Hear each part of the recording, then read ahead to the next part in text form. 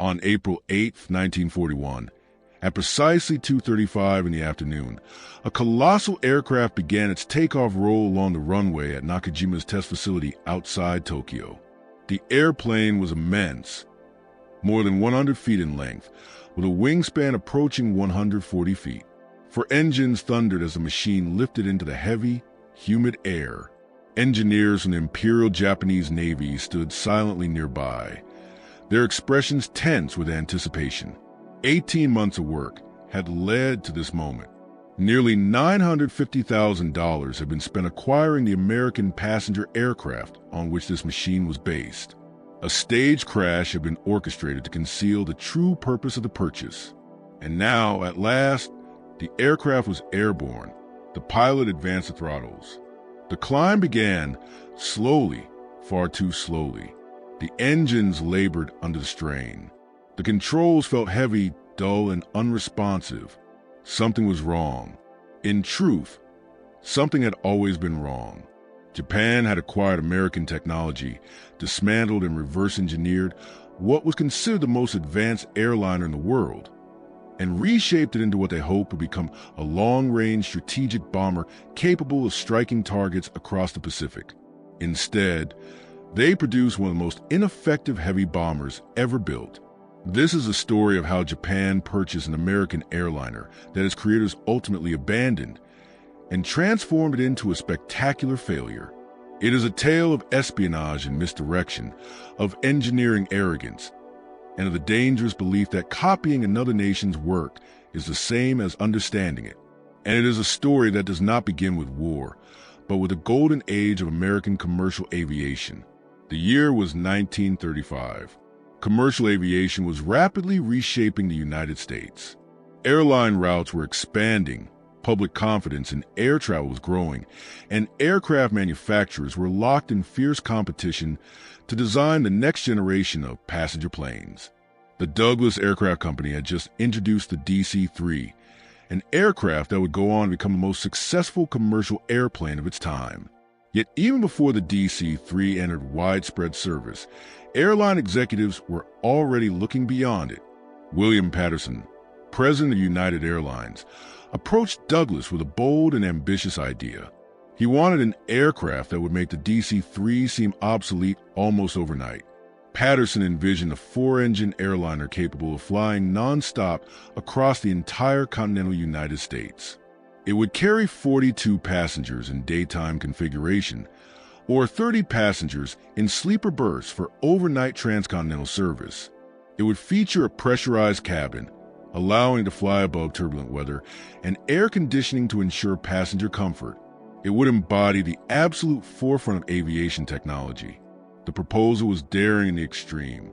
No airline had ever operated a four-engine land-based aircraft for commercial passenger service. Much of the technology Patterson described barely existed outside of experimental concepts. Designing and building such an airplane would require overcoming engineering challenges no one had previously solved. The financial risks were enormous, the technical hurdles daunting, but the potential payoff was extraordinary. Whoever succeeded in creating the world's first truly successful four-engine airliner would dominate commercial aviation for decades. Douglas was intrigued, but wary. Company leadership understood that the project would push their engineering capabilities to the very edge. They agreed to proceed only if other major airlines shared both the risk and the cost. American Airlines signed on. Eastern Airlines followed. Pan American Airways and Transcontinental and Western Air, later known as Trans World Airlines, also committed to the effort. Each airline contributed $100,000 toward development, forming a $500,000 fund to support what would become the most ambitious commercial aircraft project ever undertaken. The engineering challenge was monumental. Douglas assembled a team of its most skilled designers, led by Arthur Raymond, the engineer who had overseen the DC-3 program. The questions facing the team were unprecedented. How could a wing be built strong enough to carry four large engines, yet light enough to remain efficient in flight? How could landing gear be designed to safely support an aircraft weighing more than 60,000 pounds? How could fuel lines, hydraulic systems, and electrical wiring be routed through a fuselage that also needed to provide comfort and space for dozens of passengers? As development continued, the questions multiplied. How could a cabin be pressurized at high altitude without introducing structural stresses that would cause metal fatigue? How could sufficient auxiliary power be generated to run air conditioning, cabin lighting, and galley equipment without overwhelming the electrical system? How could pilots be trained to operate an aircraft twice as heavy and vastly more complex than anything they had flown before? The team labored for 2 full years.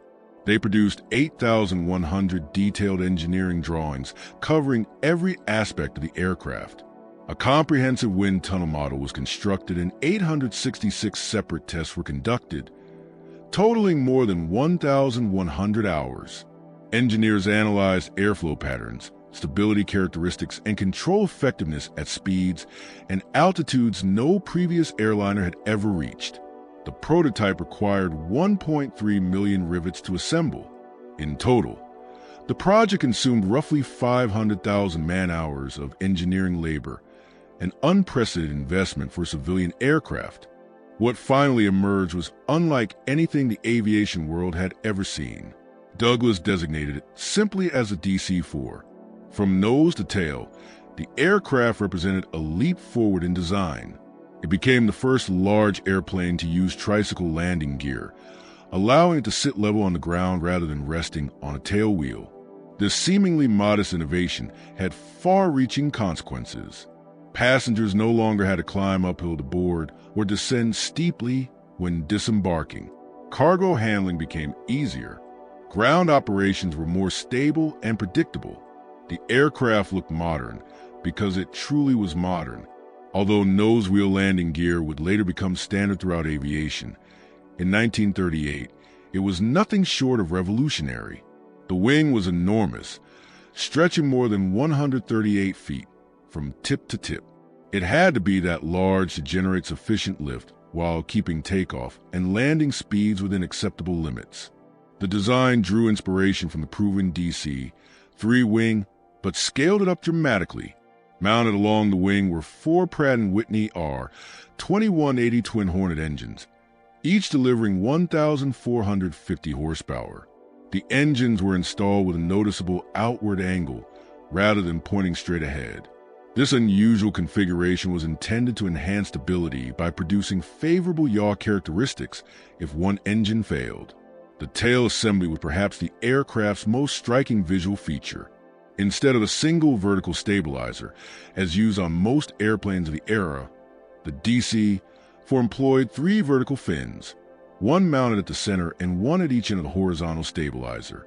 This unconventional configuration had been selected for a very practical reason, one that revealed the economic limitations under which commercial aviation operated at the time. The aircraft was so large that a single conventional vertical tail would have made it too tall to fit inside existing airport hangars across the United States. Airlines could not justify constructing entirely new hangars at every destination simply to accommodate one aircraft type. The triple fin tail solved this problem by keeping the overall height within acceptable limits while still providing sufficient directional stability. It was not an aesthetic choice, but an engineering compromise driven by financial reality. Inside the fuselage, the DC-4 was designed to offer a level of comfort unlike anything commercial passengers had previously known. The cabin was wider than that of any earlier airliner, allowing for more spacious seating layouts. Passengers sat in proper chairs that resembled household furniture rather than the hard, utilitarian benches common in earlier aircraft. In its standard configuration, the airplane could carry 42 passengers, but Douglas also developed sleeper versions for overnight service. These variants featured fold-out berths that allowed travelers aboard in New York enjoy dinner, sleep in an actual bed, and wake up the next morning in Los Angeles. Air conditioning maintained a comfortable cabin environment regardless of outside weather conditions. The design even included provisions for a pressurized cabin, although that system was not installed in the prototype aircraft. The flight deck reflected the same advanced thinking. Power-assisted flight controls dramatically reduced the physical effort required to maneuver such a large airplane. Without hydraulic boost, the control forces would have been so heavy that pilots could not have maintained precision needed during landings or complex maneuvers.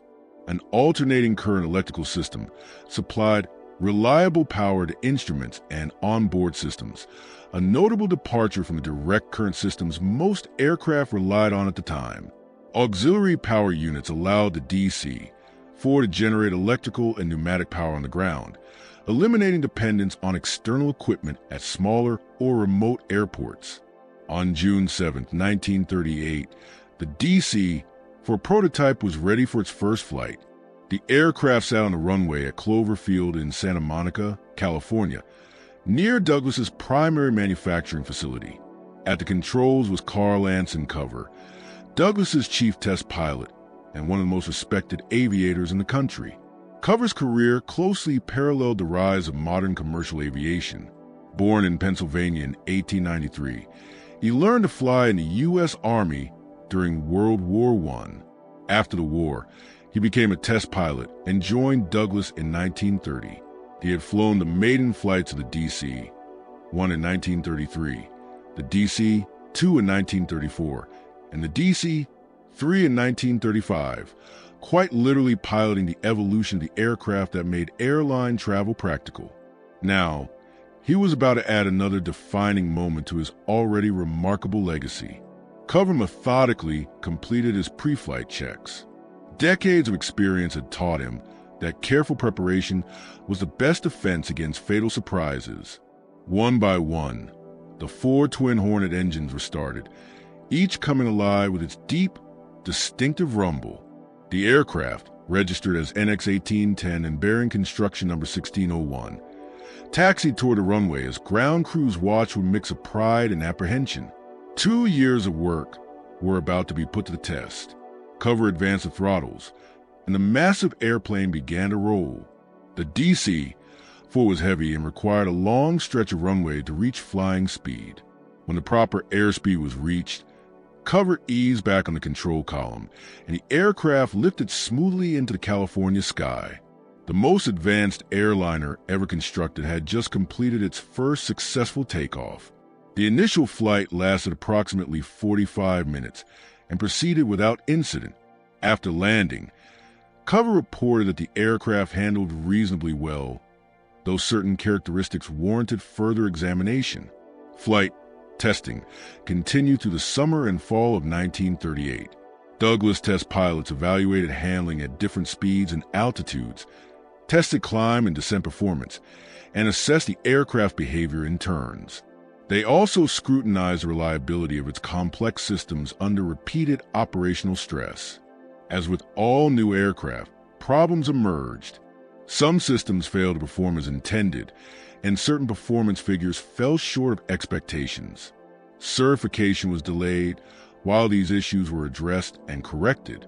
On May 5, 1939, the Civil Aeronautics Authority finally granted approval, officially certifying the DC-4 for commercial service. The prototype was then delivered to United Airlines for in-service evaluation. This phase would determine whether the aircraft was a genuine breakthrough or an expensive miscalculation. Controlled test flights were one thing. Daily airline operations, with paying passengers, tight schedules, and real-world maintenance limitations, were something else entirely. On June 9, 1939, an event occurred that symbolically linked the DC-4 to the very origins of aviation. The aircraft traveled to Dayton, Ohio, a city deeply intertwined with America's aviation heritage. Dayton was the hometown of Wilbur and Orville Wright, the brothers who had pioneered powered flight. Carl Cover brought the DC for demonstration flights, and one passenger aboard that day was especially significant: Orville Wright himself, then 67 years old.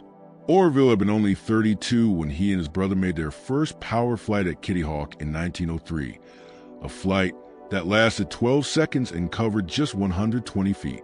Now, 36 years later, he sat inside a 4-engine airliner capable of carrying 42 passengers non-stop across the continent. He looked down at the city where he'd grown up, where he and Wilbur had built their earliest flying machines, where the bicycle shop that financed their experiments still stood. The flight served as a bridge between generations of aviation progress.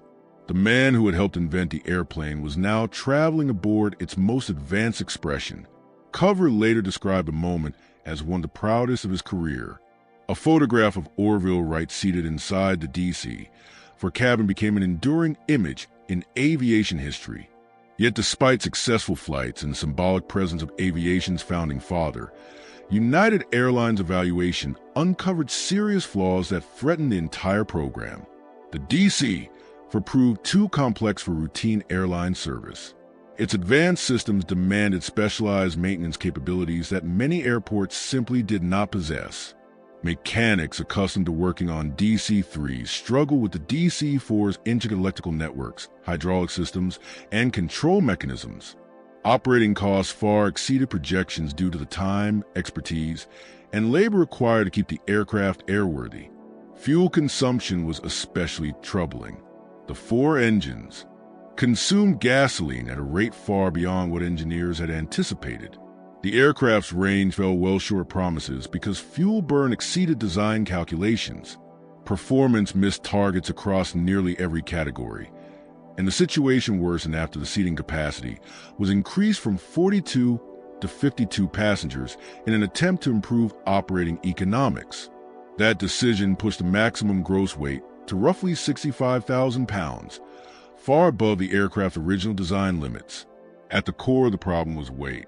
Throughout development, the DC had steadily grown heavier as engineers added new systems and reinforced structures to address issues uncovered during testing.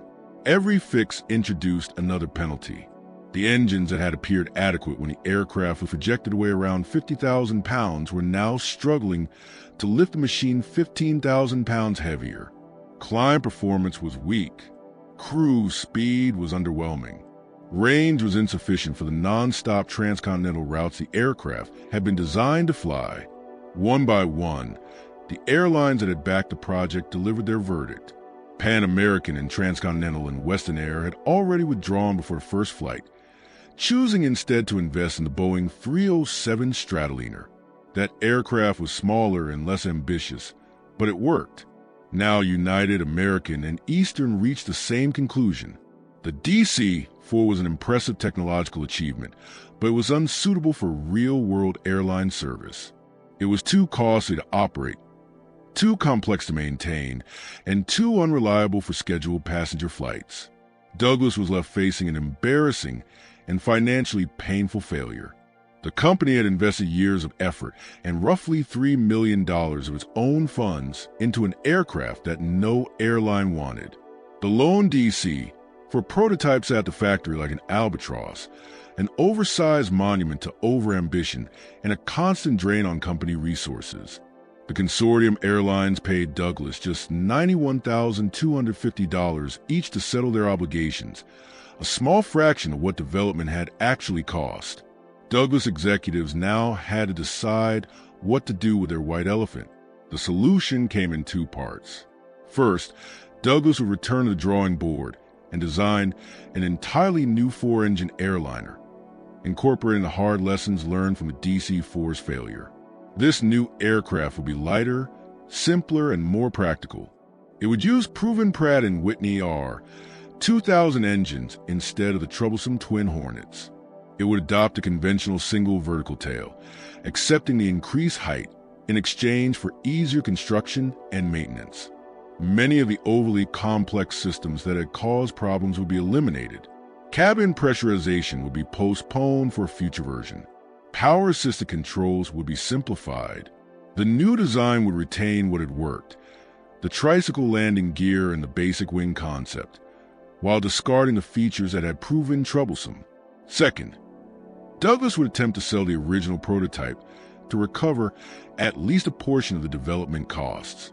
Finding a buyer for a rejected airliner would not be easy. Anyone technically sophisticated enough to operate such an aircraft would almost certainly be aware of its shortcomings. Yet the alternative was to scrap the prototype entirely and write off the investment. Quietly, Douglas began offering the DC-4 to any potential buyer who might be interested. That buyer emerged in late 1939 from an unexpected quarter. Representatives of Japan's Mitsui Trading Company approached Douglas with a proposal. They wished to purchase the DC-4 prototype for use by Japan Airlines, known domestically as Dai Nippon Koku. The airline was expanding rapidly alongside Japan's growing empire and needed modern aircraft to serve routes across Asia and the Pacific. Despite its flaws in American airline service, the DC-4 embodied technology far beyond anything then available in Japan. Japanese manufacturers had never built an aircraft so large or so sophisticated. Douglas saw an opportunity to reduce its losses. The Japanese offer of $950,000 was substantial and would offset a significant portion of the development expense. To Douglas executives, the deal appeared routine. A foreign airline was purchasing an American-built commercial aircraft for civilian use. Such transactions were common, and export restrictions on commercial aircraft were minimal. There seemed to be no legal or practical reason to refuse the sale. What Douglas did not know, what the American government did not know, was that Japan Airlines was not the true customer. The airline was acting as a front for the Imperial Japanese Navy. For years, the Navy had closely monitored American aviation advances, with particular interest in four-engine aircraft. Japan's aviation industry had achieved notable success with single-engine fighters like the zero- and twin-engine bombers, such as the G4 and Betty, but had never attempted a four-engine design. The technical challenges exceeded Japan's existing experience. A genuine strategic bomber capable of crossing the Pacific required four engines. The distances involved were simply too great for twin-engine aircraft to carry meaningful bomb loads. American B-17 bombers had already demonstrated what four-engine aircraft could achieve. The Imperial Japanese Navy wanted that same capability. They envisioned striking American bases across the Pacific and even dreamed of bombing Hawaii or the continental United States. But Japanese engineers did not know how to build such an aircraft. The DC-4 appeared to offer a solution that bordered on miraculous. Here was the most advanced four-engine aircraft in the world, available for purchase through normal commercial channels. That the Americans had rejected it seemed irrelevant. That was an American problem. Japanese engineers believed they could improve the design using domestic engines and modifications. They would buy the aircraft, study it in detail, uncover secrets, and apply that knowledge to create their own bomber. The Imperial Japanese Navy approved the plan and arranged financing through Mitsui Trading Company, with Japan Airlines serving as the public face of the transaction. On September 29, 1939, workers at the Douglas factory in Long Beach, California, carefully disassembled the DC-4 prototype and loaded it onto a freighter bound for Japan. The aircraft was crated and packed with the same care Douglas devoted to any valuable customer delivery. Along with the physical airframe, Douglas also provided a complete set of engineering data and technical files that had accompanied its development. Accumulated during development, drawings, technical specifications, test reports, performance charts, and maintenance manuals. Everything Douglas knew about the DC-4 was packed into those crates. They even included the wind tunnel model that had been used in 866 separate tests, the very model that reflected every modification and refinement made throughout development. A team of Douglas technicians traveled to Japan to assist with reassembly. They arrived at Haneda Airport near Tokyo in early 1940 and immediately began preparing the aircraft for flight. Japanese engineers observed every step with intense concentration. They asked detailed questions about assembly procedures, the function of individual components, and the reasoning behind specific design choices. The Americans believed they were providing routine customer support. They had no idea they were effectively instructing a future enemy in the fundamentals of strategic bomber construction. Once reassembled, the DC-4 was painted in the emerald green and silver colors of Japan Airlines. It instantly became the largest and most advanced aircraft in the country. Newspapers published photographs of it. Airline executives posed proudly beside it. The wind tunnel model was repainted to match and displayed prominently at Japan Airlines headquarters in Tokyo. The airline announced that its magnificent new aircraft would soon enter service on its most prestigious routes. In reality, the DC-4 never carried a single paying passenger for Japan Airlines. Almost as soon as reassembly and a small number of verification test flights were completed, the aircraft quietly vanished from public view. Under orders from the Navy, it was transferred to the Nakajima Aircraft Company. Nakajima had received a contract to develop a long-range heavy bomber designated the Experimental Type 13 Attack Bomber. The requirement called for an aircraft with a minimum range of 3,000 nautical miles, enough to reach targets across the vast Pacific Ocean. The DC-4 will become the foundation for this effort. The Japanese government now faced a problem. They needed to explain why Japan Airlines' flagship aircraft had suddenly disappeared. Admitting that it had been handed over to a military contractor for weapons development was impossible, so they devised a cover story straight out of a spy novel. In mid-1940, Japanese newspapers reported that the DC-4 had crashed into Tokyo Bay shortly after takeoff from Haneda. According to the story, the aircraft was lost at sea and nothing had been recovered. No further details were provided. The matter was declared closed. The story was entirely fictional. The DC-4 had not crashed at all.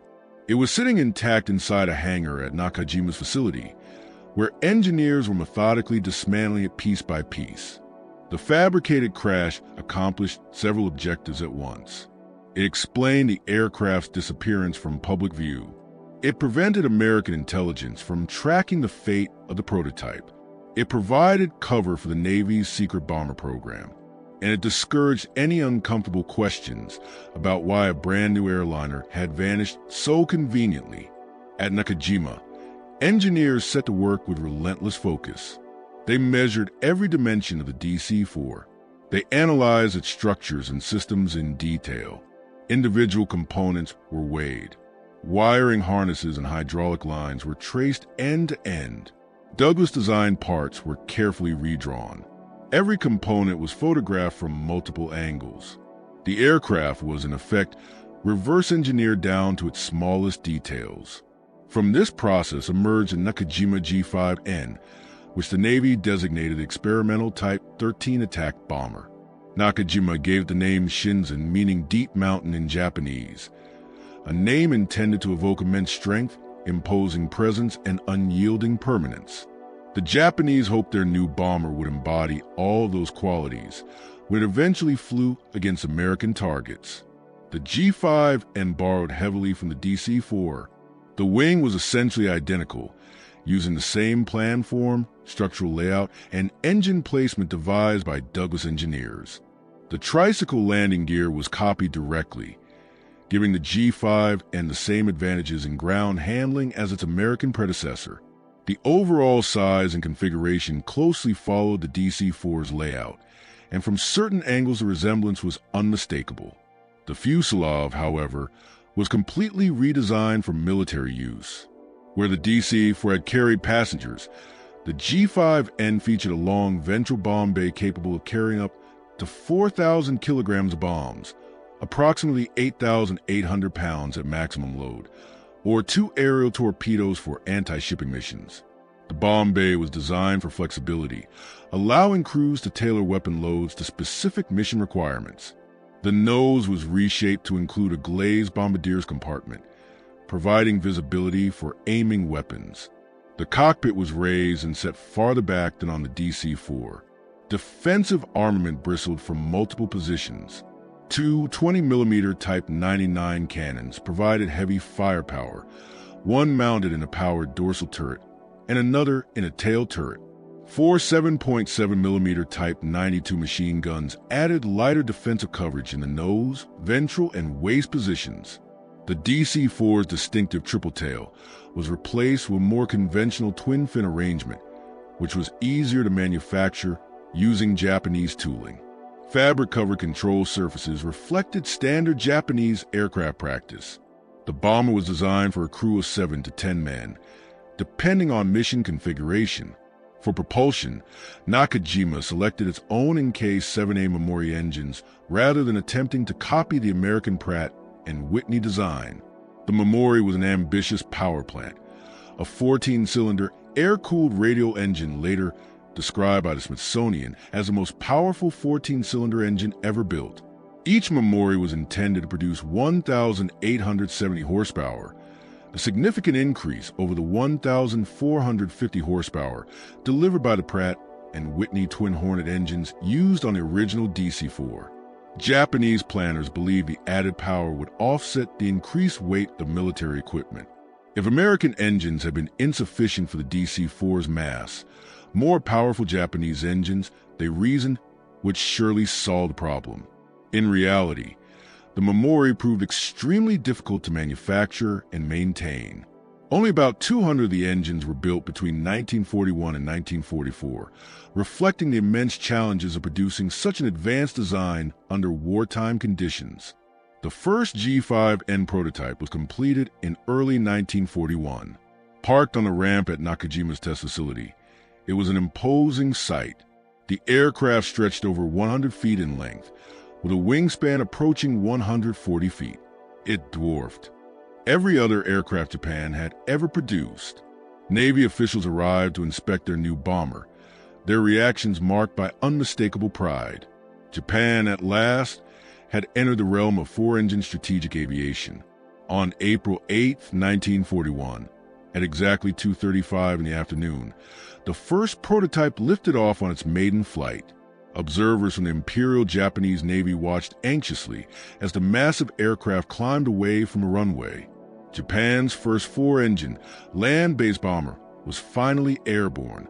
The long-held dream of striking across the Pacific seemed, at that moment, to be within reach. That dream collapsed almost immediately once the test pilots submitted their reports. The G5N was heavy, far heavier than anticipated. The Memori engines were failing to deliver their promised performance. The theoretical output of 1,870 horsepower was rarely achieved in actual operation. The engines ran rough and demanded constant adjustment. They overheated during sustained climbs, and their reliability proved poor, with frequent failures that grounded the aircraft for repairs. The flight controls felt slow and unresponsive, especially when compared to smaller Japanese aircraft. The G5N did not behave like a fighter, nor even like the twin-engine G4M Betty bomber. It handled exactly like what it was, an overweight, converted airliner pushing against the absolute limits of its design. The performance data confirmed what the pilots were reporting. Maximum speed reached only about 261 miles per hour at optimal altitude, significantly slower than contemporary American and British heavy bombers. The American B-17 could cruise faster than the G5NS top speed. British Lancaster and Halifax bombers were not only faster, but capable of carrying heavier bomb loads. The service ceiling was just under 25,000 feet, limiting the aircraft's ability to fly above enemy fighters and anti-aircraft fire. The climb rate was poor, requiring excessive time to reach operating altitude. Most critically of all, the range failed to meet requirements. The G5N could manage roughly 2,600 miles, well short of the Navy's minimum requirement of 3,000 nautical miles. The Navy had asked for a bomber capable of striking targets across the vast Pacific Ocean. What they received was an aircraft that could barely reach the nearest enemy bases and would remain vulnerable to interception for the entirety of its mission. The vision of bombing Pearl Harbor or striking the American mainland was clearly impossible with the G5N. The aircraft simply could not fly that far while carrying weapons. Nakajima constructed additional prototypes in the hope that refinements would resolve the problems. The second prototype flew. Engineers modified the engine cowlings, adjusted propeller pitch settings, and made changes to the fuel system. Performance improved slightly, but remained far below requirements. A third prototype followed, then a fourth, each incorporating further modifications. Every aircraft exhibited the same fundamental flaws. The Memori engines continued to be the primary source of trouble. They overheated during climbs. They vibrated excessively at certain power settings. They failed at the worst possible moments during test flights. Nakajima engineers were eventually forced to tune the engines in an effort to improve reliability. Operating the Memori at lower power settings reduced mechanical stress and decreased failure rates, but also reduced the already insufficient power output. As a result, overall performance became even worse. The G5N was trapped in a vicious cycle. The engines could not deliver enough power to provide acceptable performance. Pushing them harder caused failures. Reducing power to maintain reliability made performance completely inadequate. In a last desperate attempt to salvage the program, Nakajima built 2 additional prototypes using different engines. These G5N2 variants were fitted with Mitsubishi 4 billion Malawian Kwacha's Kase engines instead of the problematic Memori power plants. The Kase was a proven, reliable engine that powered the successful G4M Betty bomber and several other Japanese aircraft. It had earned a strong reputation for dependability through thousands of operational hours. However, the Kase produced only 1,530 horsepower, significantly less than even the downgraded Memori. The G5N had already been underpowered with engines that were theoretically capable of 1,870 horsepower. With engines producing just 1,530 horsepower, performance became truly dismal. The G5N2 flew even slower than the earlier variants. Its climb rate deteriorated further. Its range decreased even more. The more reliable engines made the aircraft safer to operate, but completely incapable of fulfilling its intended mission. By 1942, the verdict was unavoidable. The G5N Shinzan was a failure. No engine substitution, no modification, and no refinement could overcome its fundamental problems. The aircraft was simply too heavy for any engine available to Japan to propel it effectively. The Navy had spent years and enormous resources developing a bomber that could not bomb. The American aircraft they had purchased, studied, and copied had transferred its flaws along with its technology. The Imperial Japanese Army briefly expressed interest in the G5N as well. Although the Army and Navy were fierce rivals who rarely cooperated, both recognized the potential value of a 4-engine bomber. The Army proposed 2 variants of the design, the Ki 68 and the Ki 85, intended to meet Army requirements using different engines. A full-scale mock-up of the Ki 85 was constructed in 1942 at considerable expense. However, the Army closely observed the Navy's struggles with the G5N and chose not to repeat the same mistakes. Every problem encountered by the Navy would have applied equally to the Army versions. The weight issue was inherent to the design, and no engine change could solve it. In May 1943, the Army canceled its variants without producing a single flying aircraft. The mock-up was scrapped, and resources were redirected to programs with better prospects. The Navy also canceled the bomber program, but chose not to discard the aircraft entirely. For the 6 G5N prototypes, 2 original G5N1 variants with Memori engines and both re-engined G5N2S with Kase power plants were converted into long-range transport aircraft. They were redesignated G5N2L and given the name Shinzan Kai, meaning Deep Mountain Modified. The bomb bays were removed or sealed. Offensive armament was deleted, defensive armament was reduced, and the crew was cut down to just 6 men. These aircraft were assigned to the 1021st Kokutai, a naval air transport unit based at Chitose Air Base. This unit became the sole operator of all 4 surviving Shinzan aircraft. For the remainder of the war, the 4 surviving Shinzan transports flew supply missions throughout the Japanese Empire. They carried cargo and personnel to bases in Hong Kong, Formosa, Tinian, the Philippines, and the Mariana Islands. Their long range, an inheritance from the DC-4ES original transcontinental airliner design, made them useful for reaching distant garrisons that smaller aircraft could not support. They hauled spare parts, medical supplies, and military equipment to isolated outposts scattered across the Pacific. The massive bomber that had once been envisioned as a weapon to strike fear into American hearts spent the war as a cargo aircraft. The airplane that had cost $950,000 in years of intensive development effort became little more than a glorified freight hauler. American intelligence eventually detected the existence of the G5N through aerial reconnaissance. High-altitude photographs revealed large four-engine aircraft parked at Japanese airfields. Analysts at the Allied Technical Air Intelligence Unit in Australia studied the images and classified the aircraft as a heavy bomber. Following the Allied reporting name system introduced by Captain Frank M. Coy Jr. in mid-1942, they assigned it the code name Liz. Under this convention, Japanese bombers and transports were given women's names, while fighters received men's names. The irony was striking. The Allies assigned the name Liz under the assumption that the G5N represented a dangerous new strategic bomber. Unaware that Japan had already abandoned the aircraft's bombing role years earlier, American commanders developed contingency plans in case the Liz was used to attack Allied positions across the Pacific. That attack never came.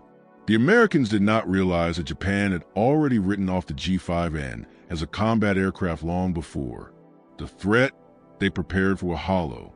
The intimidating four-engine bombers captured in reconnaissance photographs were, in reality, transport planes flying routine cargo missions. Allied intelligence was not wrong, only incomplete. The Liz had indeed been designed as a bomber. It was simply too flawed to serve in that role. Carl Cover, the test pilot who had flown the DC for E on its maiden flight and carried Orville right over Dayton, did not live to see the end of the war.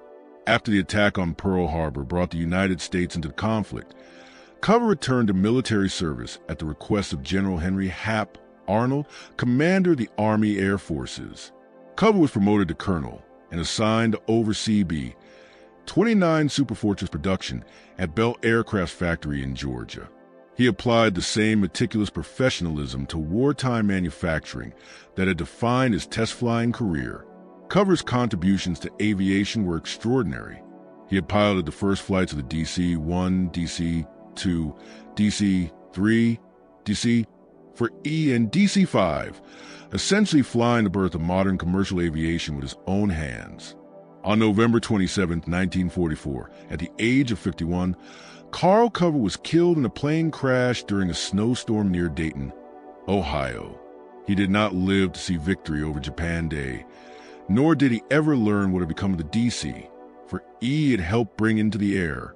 A street at Long Beach Airport was later named Cover Street in his honor, a modest tribute to a man who had profoundly shaped aviation history.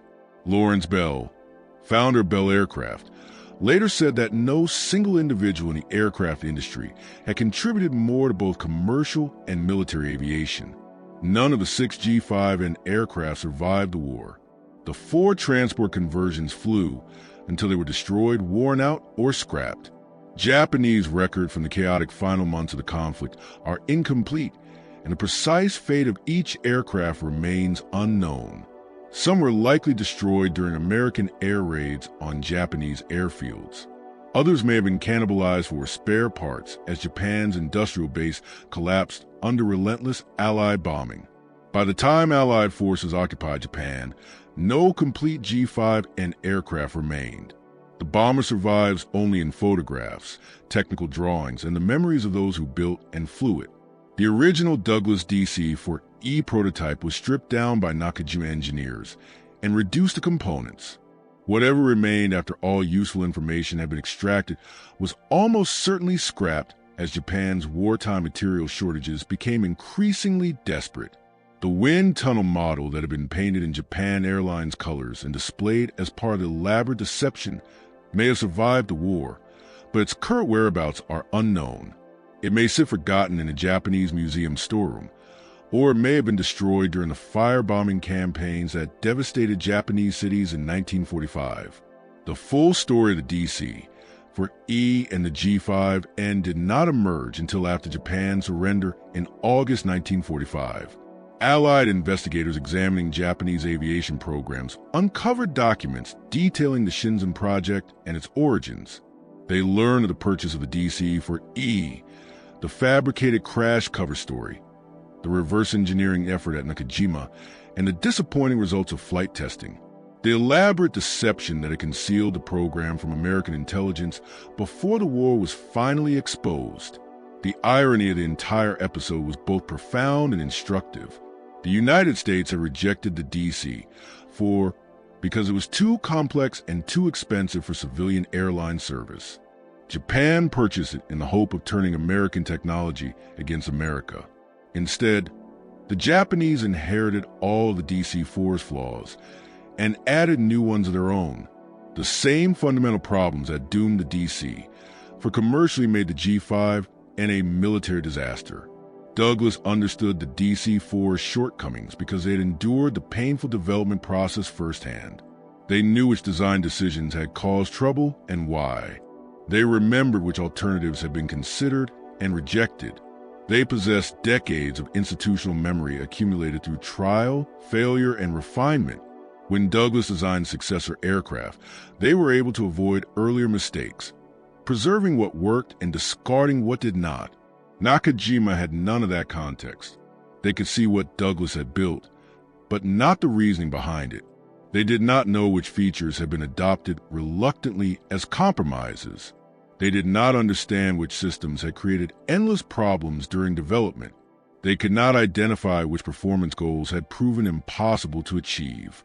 They saw only the finished product, not the long, painful process of trial and error that produced it. That gap in understanding proved fatal to the G5N program. When the memory engines failed to deliver the expected performance, Nakajima had no deeper insight into why the overall design was already beyond saving. Expected performance. Nakajima lacked the depth of experience needed to diagnose and resolve the problems quickly. Japanese engine development had not yet reached the same level of maturity as American or British engineering. When the aircraft proved overweight, Nakajima did not fully understand the long chain of design decisions that had produced that weight. When performance failed to meet specifications, engineers could not determine which compromises to make because they did not understand the original design intent well enough to modify the aircraft intelligently. At the same time, Douglas was applying the painful lessons of the DC-4E failure to create something better. The redesigned DC-4 that emerged in 1942 was, in reality, an entirely new aircraft that retained only the name and the basic concept of four-engine transport with tricycle landing gear. It was simpler, lighter, and far more practical. It used proven Pratt & Whitney R2000 engines. It adopted a conventional single vertical tail that simplified construction and maintenance. The complex systems that had caused so many difficulties were eliminated. The U.S. military designated this new aircraft the C-54 Skymaster and ordered it in enormous numbers. More than 1,200 were built during the war, making it one of the most widely produced four-engine aircraft of the conflict. The C-54 became the backbone of American military air transport, carrying cargo and passengers across both the Atlantic and Pacific Oceans. President Franklin D. Roosevelt flew aboard a specially modified C-54, nicknamed the Sacred Cow, which served as his personal aircraft. After the war, C-54s played a crucial role in the Berlin airlift, delivering supplies to the blockaded city in one of the greatest humanitarian operations in history. Many were later converted for civilian use and served airlines around the world for decades. The design that failed as a DC-4E succeeded brilliantly in its revised and simplified form. The lesson of the DC-4E and the G5N Shinzan extends far beyond aviation history. Technology cannot be stolen in its entirety. The physical machine is only one part of what makes technology function. The deeper knowledge behind it, the hard-won experience, the failures, the compromises, and the institutional wisdom that guides its use cannot be packed into crates and shipped across an ocean. Those intangible elements are inseparable from true technological success. Japan spent $950,000 to purchase the DC-4E. It invested years reverse engineering the aircraft and developing the G5N, 6 prototypes were built. In the end, Japan was left with 4 transport aircraft and a harsh lesson about the limits of technological imitation. Douglas, by contrast, learned from the DC-4 failure and went on to create one of the most successful transport aircraft in aviation history. Japan copied the failure and produced an even greater one. The G5N Shinzan, the Deep Mountain, was meant to cast a shadow across the Pacific. It was supposed to give Japan the power to strike American territory itself. Instead, it became a footnote, a cautionary tale about the limits of imitation, and a reminder that copying someone else's work is no substitute for understanding your own.